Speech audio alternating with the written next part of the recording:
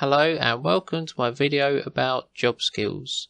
When I was in my early 20s, I wasted 2 years before I actually found work. This was for various reasons, but the main one, I lacked the skills necessary to find work. This video is aimed at young guys, so you can learn from my mistakes. This video is in stages or steps, I haven't numbered them. I strongly advise that you do each step slowly and one at a time, because without completing all the steps, you'll be unable to continue. You'll see what I mean throughout the video. Introspection. Firstly, we need to be realistic. What are we working with? Let's say you're struggling with your strengths and weaknesses. Ask your friends and family. I'm sure they know all your strengths and all your weaknesses. The more critical you are and the more extensive the list, the more it will help with the next stage. And remember, no one's perfect, so there's no point getting hung up over your weaknesses. So come then, let's have a look at my strengths. So good with numbers, calm under pressure, patient, logical problem solver, honest, trustworthy, attention to detail. Weaknesses, I'm not very physically strong, and I have a low attention span for physical jobs. Introverted, unable to do customer focused jobs. Poor understanding or use of the English language, as you can no doubt tell. Unable to work repetitive jobs, and I'm going to say I'm not super smart. There's no point lying to you. Now, what job shall I go after? Now, everyone has a different education, personality, traits, strengths, weaknesses and preferences. Without knowing a lot about you, I can't really advise you that well. However, I can teach you the skills so you can basically make up your own mind. What I would start with is, what is your dream job? What would it look like? When I was younger, I wanted to work in an accountancy firm and maybe do tax. This never happened. Now, what is my dream job? For me, it's simple. I work for a good company, I earn good money, and I enjoy the people I work with, and we have some lulls. My work is never the same, it's always varied. I'm also given free rein in a lot of the responsibilities I've been given. I don't have my boss on my back all the time. And my job's pretty stable, 9 till 5. I could easily work there the next 10 years. However, I also manage, own and run a small recruitment agency, which does mean I do some nice 10, 12, 14 hour days. However, it's all extra money. And I've got very good working relationship with my customer, and they're pretty flexible. Recruitment is very simple. The customer asks you for X, I try to get X, and if I succeed, I make money. It really is that simple. Let me tell you about some of the shitty jobs that I did in the past. I was a leafleter, a carer. I did door-to-door sales for years, doing solar panel and double glazing. I also worked as a cashier in a gambling company.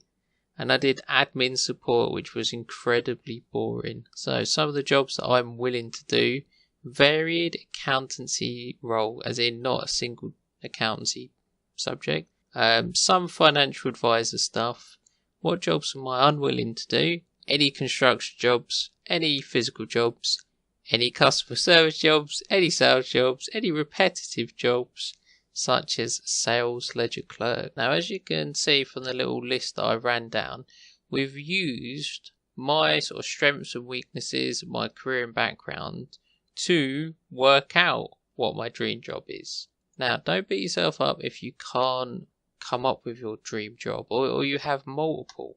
After all, it is a dream. The main thing, you should be able to write down like job titles. You should know what jobs that you'd be after as such. Perhaps what industry that you want to work in, your CV or resume. Okay, I'm going to use the word CV because I'm in English.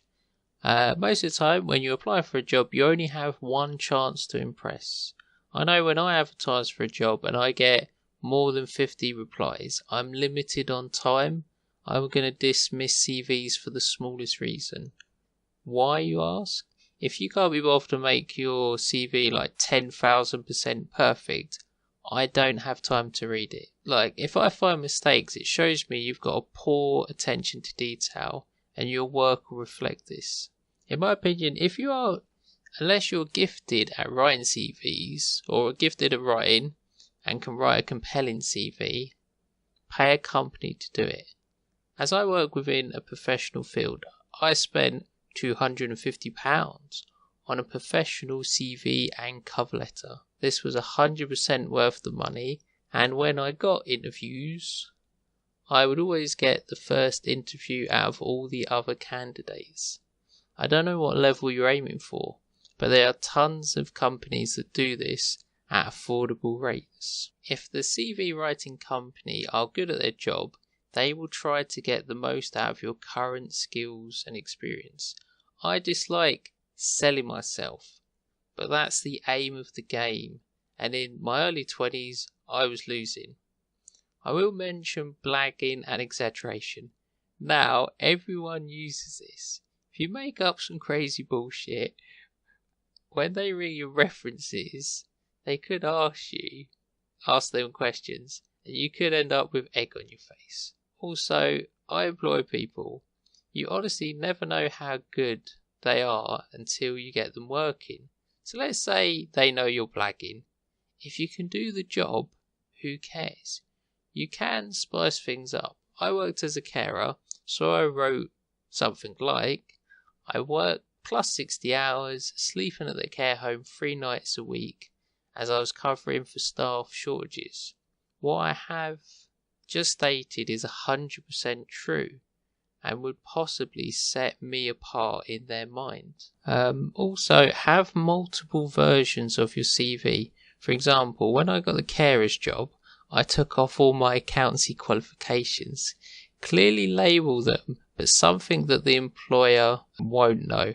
What I like to do is have a general CV for shit jobs. I put the year. My CV solely for accountancy jobs, I put the month, and I update it each month when it changes. Also with your CV, when you start sending it out when you're happy with it, give it a go. You'll see if it works. You'll see, am I getting results? If you're lucky, you might get some feedback. Did you like my CV? Sometimes just having sort of a fancy presentation can be enough. The trouble is, your employers or potential employers, they're all individuals with their own unique tastes and preferences. It's very difficult to cater to everyone. Quality over quantity. So first, be realistic with the jobs you're applying to. Should they list their requirements, be realistic. What percentage do you fulfill their requirements? 20%, 40%, 80%? Try to guess what kind of person they're looking for. And sometimes you can ask them, are they looking for some outgoing bubbly person or a quiet introvert? Your CV should mirror the job you're applying to. Sometimes just rewording their advert into your CV. The more that you feel the position suits, the longer you should spend time tailoring your CV. Also, think about how many other people are applying for the same position. In my experience, if it's more than 100 people, chances are they'll read the first 100 and no more. This is because out of 100 chances, they only have to find one person they're looking for. Ideally, you want your application in as soon as possible, providing you rewrote your CV to impress them. Bear in mind, the lower the skills required, the easier it will be for them to find someone. Whilst it is a numbers game insofar as if you keep applying for every single job with the same old CV, you will eventually find a job. But if you have the choice to be picky and apply at the places you think you might like to work for a decent period of time, focus on those. The mistake I made in my early 20s, I got good grades, I thought my CV was good, I was wrong, and I had unrealistic expectations of how much I should be paid. Recruitment agencies and your perfect job. A good recruitment agency should ask you, what is your dream job? Is it in a big company or a small company? How many hours a week? How much per hour? How far are you willing to travel? Within the perfect job, what would you like to do or focus on? And what are you good and bad at? As this isn't a job interview, you can be honest with them. A lot more honest than if it was a job interview. For me, I didn't want a job where I do the same task over and over again. I need multiple and varied tasks, otherwise it's boring. The more information you provide them, the easier the job will be for a recruitment consultant. Let's say you only fit 50% of your ideas. It may be still worth getting the job through the recruitment consultant. If you don't have a dream job in mind, I would hope at the very least you know what industry or sector that you want to work in. At the very least, what types of jobs you're willing to do. Me, for example, I signed up with all the recruitment agencies in my local area. I had to travel 20 miles away for some, and I booked all my appointments on the same day to save on costs, because I'm a cheap accountant. For each recruitment consultant, I talked with them for an hour and I explained my work history and exactly what I was looking for. Demonstrate to them your personality. You need to be memorable. You need to sort of stand out as best you can. For good reasons, not for bad reasons. As for recruitment consultants, they all work differently. For example, some add you to their books and then they expect you to browse their website every day and then apply for their jobs via email. Some will email you asking you to look through jobs to see if you're interested. Remember, these are not your employers, so you can be honest with them. If they offer you a job and it's too far, or the job looks too demanding for the level of pay, just tell them, and then in the future they could sort of amend their searches for you. Where to find jobs. Now for me it was quite straightforward. Accountancy have lots of nice big job boards, so I applied for those. I don't know what sector or role you're trying to break into. Some sectors don't really use websites, so I'm sorry you're on your own for this. I hope Google will help you out. Networking, proactiveness, speculative jobs and luck. Okay, I'm old and I dislike social networking and I'm terrible at real life networking. What I mean by networking is simply talking to people. Tell them that I'm looking for a new job in X industry. Do you know any jobs that are going? You never know, you could get lucky. If you can use your existing network of friends and family, go for it. My brother actually got a good job in construction through LinkedIn. I don't even understand LinkedIn. Accountancy is my bread and butter. It's not really suited to being proactive. However, if you wanted a job on a construction site and you walked up and you asked the foreman, you could get a yes. He could say, this job's finishing soon, take my business card and call me in 6 weeks. If you know what jobs you're after and what companies you want to work for, you need to be proactive in applying for these positions. Remember, most jobs only read the first 100 CVs or less. So you could get lucky and go on an industrial estate and ask around. As I'm an introvert, so I wrote a little script. So I'd say, hello, my name is your name. Can I give you my CV in case you have any vacancies in the future? Most will accept out of politeness. Then you could ask, are there any jobs going now? Now let's say they answer, no, we don't have any vacancies going now. You can politely ask them, do you know of any jobs that are going? And then sort of give a brief summary of yourself. Like, I'm an accountant, as you can see from my CV, I've got several years of experience. Now you don't want to give everyone your life story, but I'm sure you can summarize in a few sentences and not take more than 60 seconds of someone's time. I actually got a job once from phoning up a advert for payroll. It said, we can do your payroll for a couple of £. So I phoned up the job advert and I said, well, I can do the payroll. Do you need any extra staff? And I got the job. And the thing is, there wasn't any job advertised. That's just it. They weren't advertising for people to do payroll. I just sort of introduced myself and I got the job, or got a job. So again, you really need to tailor your speculative. By speculative, I just mean going up and asking or sending letters or sending emails. I know for accountants that if you just go up and ask, got any jobs, mate, even if you do it in the most professional manner, it's just not really going to come across. It's not the sort of job that you do that. If it was construction, you definitely would. You'd expect that. Record keeping. This is a personal tip, as I can't remember half of the jobs I apply for. Keep a record of all, or at least the most important jobs you've applied for. Now, I know if you apply using a website, you can keep track of it doing it this way. But if someone phones you up for a job you applied for, and you've applied for so many that you can't remember, personally, I give them excuse like, oh, I'm terribly sorry, I'll call you back in 2 minutes. You shouldn't have to give them a reason why you needed 2 minutes. You try to get the company name and the job title, and then you look down your list, you get the job advert in front of you.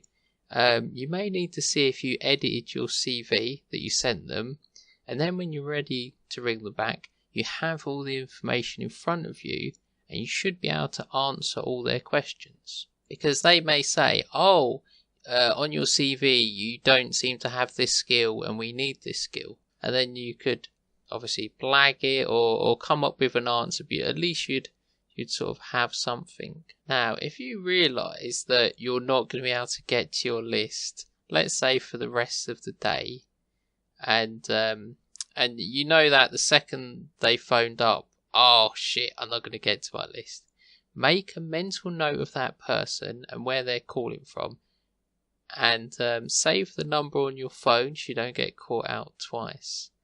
And then obviously the second you can consult your list. Also, what I like to do with my list is highlight basically the most important jobs that I want. To be honest, sort of not pay too much attention to the rest of them. Now, when you apply for a job and they want to see you for an interview, 9 times out of 10 they just ring you up. So it's not that common that they'll email you, as what's likely happen is they'll ring you up, confirm it, and then email you the details so you get the address, so you actually know where you're going. Interviews. So dress appropriate for the interview. If you don't know what to wear, just ask them.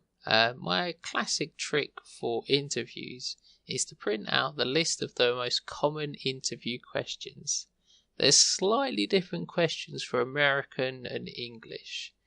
Now, I've actually been to interviews where they literally asked me the top 10 most common questions, and it was actually from an American list, and it was in the UK. But I'd already printed that list off. Muhaha. So try to print out the big list of questions. The more questions, the better. The purpose of each question is to show something you've previously done, some of your traits or your personality, and try to use real examples from your work history, so things you've actually done. I personally spent a long time writing my answers, and then I memorised them to the point they came out naturally. As I built such a bank of questions, if they asked me a question that wasn't on my list, I could just use one of my memorised answers. Also, with my memorised answers, I was able to speak more confidently and sometimes more enthusiastically than I would if I was on the spot. For me, I also told some work-related stories and I told a few jokes. Now, for me, this is, my natural personality. I'm never insincere and I'm never fake. Also, people are not just employing some mindless robot, they're employing you as a person. I know as someone who puts people to work, you want to get someone who's a good fit with the company, not just they can do the job. You want the employee and the employer to be happy. There's lots of ways you can look at an interview. I simply look at an interview as a chance to look into the company and to look into the people I work for, as much as a chance of them to look at me and me working for them. I have been in some interviews where we're both wasting our time. Some companies actually have a policy to interview as many people as possible. At the end of the interview, I like to ask the potential employer, how long have they been working for the company, and do they enjoy working for the company? These are both fair questions. Now, I asked this at one interview and the guy said he has been working there for 15 years and he doesn't enjoy it. And he gave a really awkward laugh. Well, if he doesn't enjoy it, why would I? Depending on the type of companies you're applying to and the jobs you're going for, company research might not be needed. In my last interview, I looked up all the financials for the last 3 years and quoted them to the pound, these figures to the director, and then we had a little chat about this figure. This set me apart as no one else had done this. And to be honest, I could see by the director's face that he was very impressed that I knew sort of all the financial history. Now, some company directors, they want to tell you all about the company. They like to be like, look, we're doing so well, we can employ more people. This is how much money we're making. And they're really happy about it. And they want to tell you about what they've done. However, you should have a basic understanding of how the company operates and makes money, even if your role in the company is very small. Okay, so my final point is sort of on nerves. If you're like, okay, I'm reasonably introverted, getting better over the years, but if you basically do all this preparation, you should be less nervous. You should be a lot more confident. You should be able to give a good performance. You should be able to give a good interview. And that is exactly what you want to do. Also, if you can, you don't want to be nervous for an interview. You want to be happy. You could be sort of meeting all the people that you could work with, earn good money with, and sort of have a good life. Way motivation. So what kept me motivated is the following perspectives. So how many times a year is my dream job at my dream company going to advertise? For me, this is going to be once every 2 to 5 years, perhaps even longer. So if my dream job was being advertised, yet I was too lazy to apply, or I applied so late my CV didn't get read, I only have myself to blame for missing out on my dream job. Always bear in mind, you only need one company to say yes. I can understand it gets disheartening when you get tons of rejection letters, or better yet, you don't get any rejection letters. However, when I employ people, I'm trying to find the perfect person. If you wasn't the perfect person, that's okay. This isn't a reflection on you. If you wrote the CV the best you could, if you gave the strongest interview that you could, and you have no regrets, you can take pride that you gave it your best shot. Now, if you do have regrets about the interview or whatever, correct your mistake so it doesn't happen again. It's unrealistic to expect to get every job that you go for. And to repeat myself, the lower the skills required, the greater number of people that you will be competing against. And things take time.